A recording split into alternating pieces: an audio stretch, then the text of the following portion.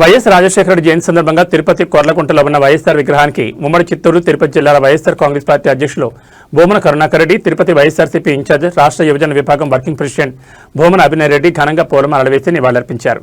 ఈ సందర్భంగా భూమన కరుణాకర్ రెడ్డి మాట్లాడుతూ పేదల సంక్షేమే పరమావధిగా పాలన సాగించిన వైఎస్ఆర్ ఆశయాలు, సంక్షేమం నేటికి కోట్లాది మంది ప్రజలకు స్ఫూర్తిగా నిలుస్తాయని పేర్కొన్నారు.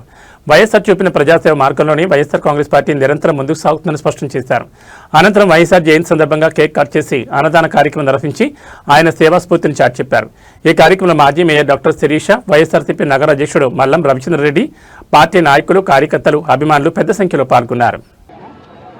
అత్యున్నతమైనటువంటి ప్రజాదరణ కలిగినటువంటి నాయకుడు, పేద ప్రజల జీవితాల వెలుగుల కోసమని పరిపూర్ణమైనటువంటి ఆలోచన చేసి వాళ్ళ జీవితాలలో సమూలమైన మార్పులు తీసుకురావటానికి అహరహము శ్రమించినటువంటి వ్యక్తి, పేద ప్రజల బాంధవుడుగా 15 కోట్ల మంది తెలుగు ప్రజల హృదయాలలో అనితర సాధ్యమైన స్థానాన్ని సుస్థిరంగా ఏర్పరచుకున్నటువంటి మహానుభావుడు డాక్టర్ వైఎస్ రాజశేఖర రెడ్డి గారి జయంతి ఈ రోజున తెలుగు వాళ్ళు ఉన్న ప్రతి చోట ఒక పెద్ద పండుగలాగా జరుపుకుంటున్నారు.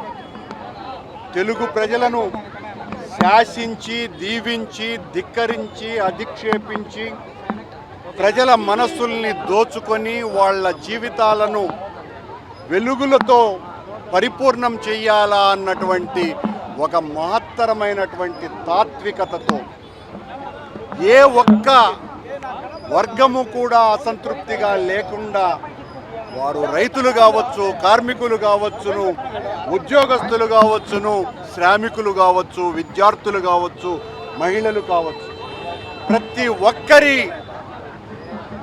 జీవనాల్ని గురించి పట్టించుకున్న మొట్టమొదటి రాజకీయ నాయకుడు వైఎస్ రాజశేఖర రెడ్డి గారు అంటే ఏమాత్రము కూడా అతిశయోక్తి లేదు.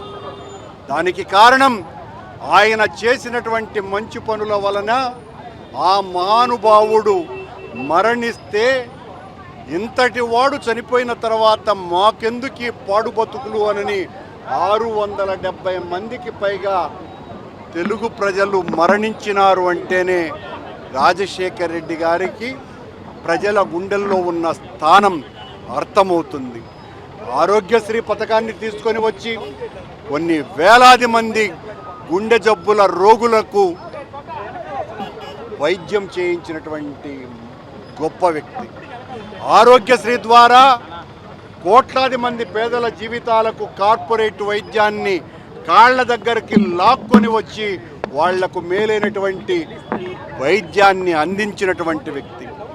రైతుల ఆకలి తీరాలి అంటే వాళ్ళ కాళ్ళు నదీ జలాలతో తడవాలి అని జలయజ్ఞాన్ని తీసుకొని వచ్చి 70కి పైగా ప్రాజెక్టులతో ఈ రాష్ట్రంలో, ఉమ్మడి రాష్ట్రంలో ఉన్నటువంటి ప్రతి రైతు పొలాన్ని తడిపి ఆ రైతు కాళ్లను కడిగి వాళ్లకు పండుగ వాతావరణాన్ని తీసుకొని వచ్చినటువంటి వ్యక్తి రాజశేఖర రెడ్డి గారు. విద్యార్థులు, పేదవాళ్ళందరూ కూడా పెద్ద చదువులు చదవలేకపోతున్నారు.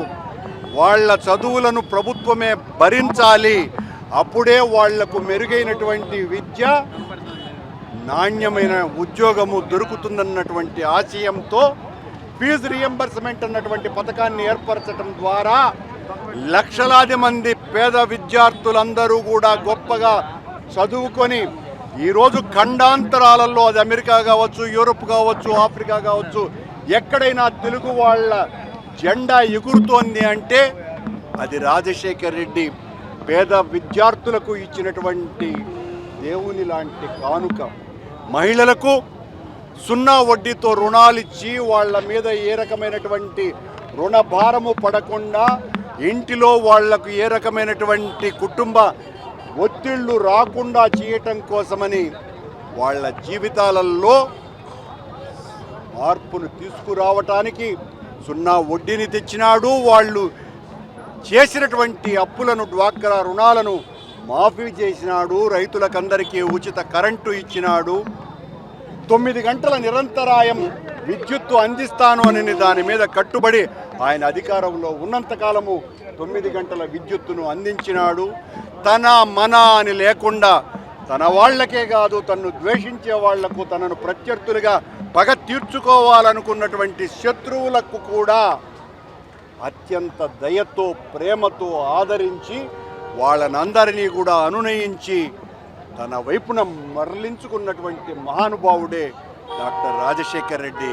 ఆ రాజశేఖర్ రెడ్డి జన్మదినం ఈరోజు మొత్తం అందరికీ కూడా రాజశేఖర్ రెడ్డి గారి పట్ల పగతో ద్వేషించేటువంటి చంద్రబాబు లాంటి కుత్సిత రాజకీయ నాయకుల పార్టీలకు తప్ప ప్రతి ఒక్కరి గుండెల్లో రాజశేఖర్ రెడ్డి గారు గుడి కట్టుకున్నటువంటి దేవుడు కాబట్టి ఇంత గొప్పగా ఆయన జన్మదినోత్సవాలు తెలుగువారున్న ప్రతి దేశములను కూడా జరుగుతున్నాయి. ఆ మహానుభావుని జన్మదిన ఉత్సవము ఘనంగా తిరుపతిలో జరుపుకోవటం మాకందరికీ ఆనందకరమైనటువంటి విషయంగా చెప్తాం.